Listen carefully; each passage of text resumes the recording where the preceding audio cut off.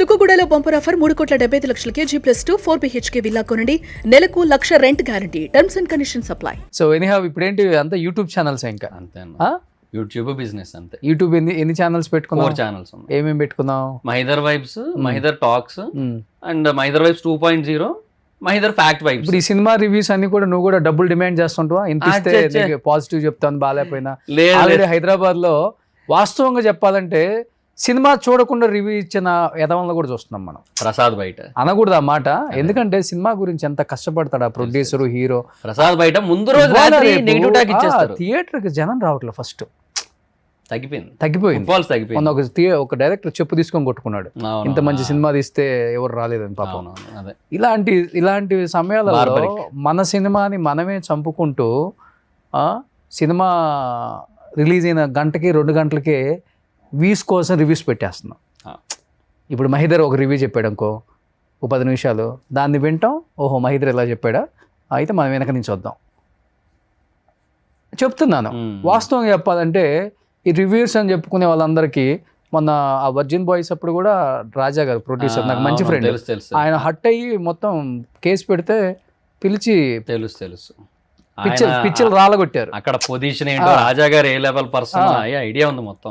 ఇట్లా ఎందుకు ఒక సినిమాని ఇలా చంపేస్తున్నారు అన్నప్పుడు ఒక సినిమా లవర్గా నీకు బాధ అనిపిస్తుంటుందా? అనిపిస్తుంది అన్న, నాకే అనిపిస్తుంది. రివ్యూవర్ గా నాకే బాధ వేస్తుంటుంది. నాకు ఒక సినిమాని మరీ టూ మచ్ క్రిటిసైజ్ చేస్తున్నప్పుడు, అంటే బాగాలేదంటే బాగాలేదని చెప్పుకోవడం వేరు, ఓవర్ క్రిటిసైజ్ చేయడం.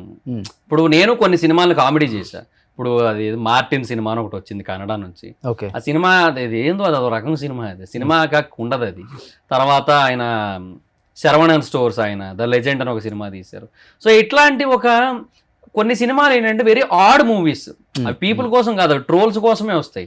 సో అట్లాంటి మూవీస్ మీద మనం ఏదైనా ఫన్ చేసుకోవచ్చు, ఎంటర్టైన్మెంట్గా మాట్లాడుకోవచ్చు, అది వేరే విషయం.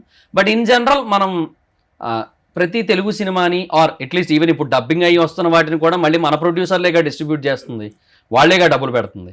సో ఏమో బాగాలేదంటే బాగాలేదని చెప్పుకోవడం వరకు ఓకే, బాగుంటే బాగుందని చెప్పుకోవడం ఓకే. టూ మచ్ క్రిటిసైజింగ్ అనేది కరెక్ట్ కాదు, తప్పు. సినిమా ఎప్పుడు కూడా అది హెల్దీ అట్మాస్ఫియర్ ఉండదు. క్రిటిసైజ్ చేయడానికే వెళ్తున్నారు. తమ్నైల్ కూడా పెట్టొచ్చు, బలాలు బలహీనత పెట్టుకోవచ్చు, తప్ప 90mm రాడ్ దింపేశాడు, 200 బొక్క, 600 బొక్క, జెండు బాంబు ఎత్తుకోపోవాల్సింది ఏంది సినిమా. వాడు ఎంత కష్టపడితే వచ్చింది అది, ఆ 2.5 hours.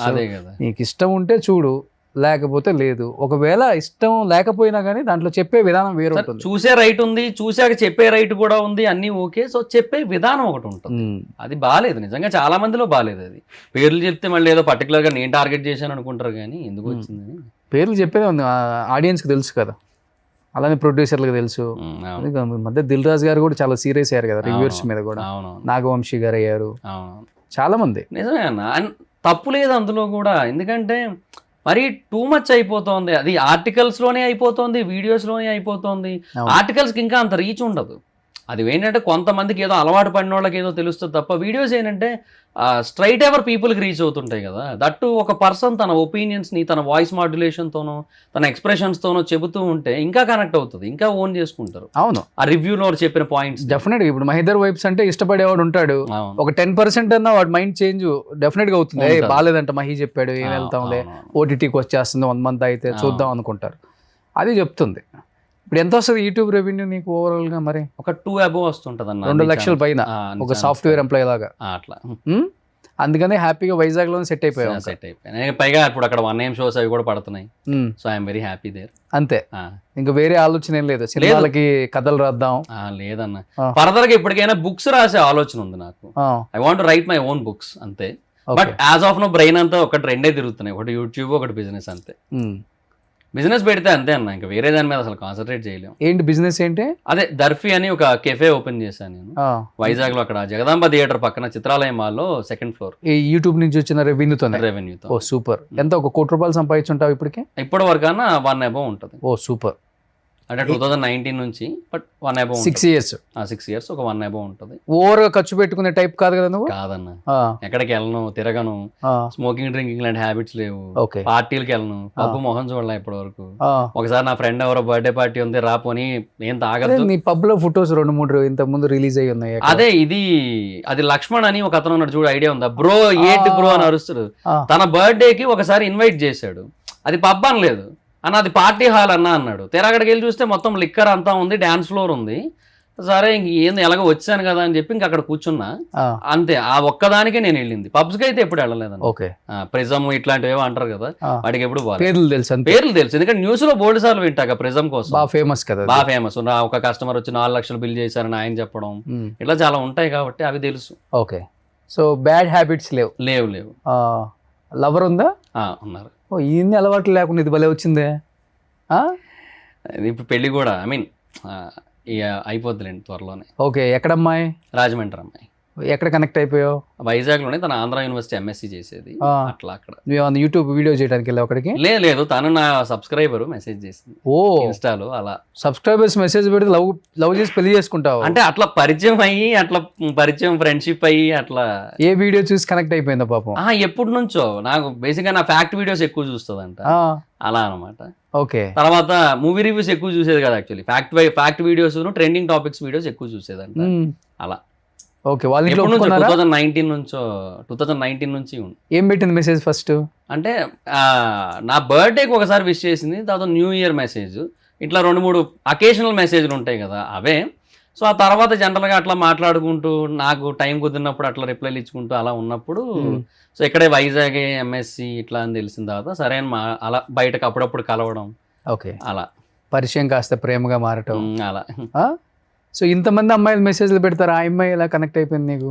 అంటే నాకేంటంటే అన్న, బేసిక్గా కొంచెం ఆ జెన్యూనిటీ అనేది బాగా కనిపించింది తనలో. ఓకే, ఎందుకంటే నేను ఇండస్ట్రీలో కొంతమందిని చూశాను, బయట కూడా కొంతమందిని చూశాను. సో ఆ జెన్యూనిటీ కొంతమందిలో మిస్ అయినట్టు ఉంటుంది, తనలో నాకు అది కనబడింది. అంతే అంతే అంతే సో కనెక్ట్ అయిపోయారు ఇద్దరు. అంతే. ఏం జరుగుతుంది తను? MSc physical chemistry. Okay, so ఇప్పుడు అయిపోయింది.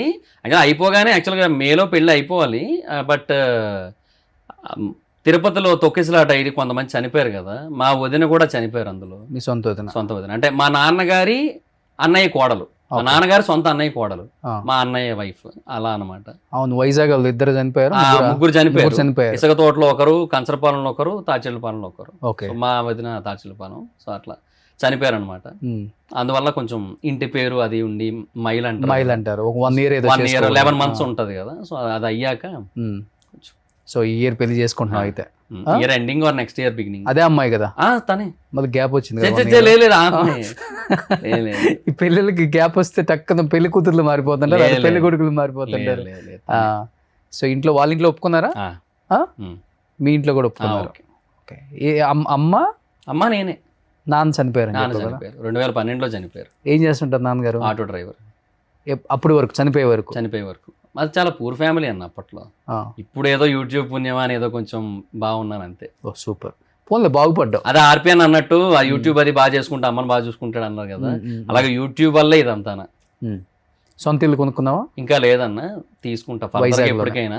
వైజాగ్ లో తీసుకుంటా. అంటే నాకేంటే ఫ్లాట్ నచ్చదన్న, ల్యాండ్ తీసుకునే కట్టుకుందామని ఉంది ఎప్పటికైనా, కొంచెమైనా పర్లేదు కానీ. ల్యాండ్ కాస్ట్ ఎక్కువ అయిపోయినాయి బాగా, అందుకు కొంచెం అటు ఇటు అవ్వాల్సి వస్తుంది. సో వ్యాపారం ఏమైనా కొంచెం ఎలాగ ఇప్పుడే అందుకుంటుంది, బాగా చాలా గట్టిగా నడుస్తుంది. అక్కడ లోకల్ ఫుడ్ అండ్ బెవరేజెస్ వాళ్ళు కొంతమంది వచ్చారు, అంటే ఆల్రెడీ రెస్టారెంట్స్ హోటల్స్ ఉన్న వాళ్ళు కొంచెం సర్ప్రైజ్ అయ్యారు.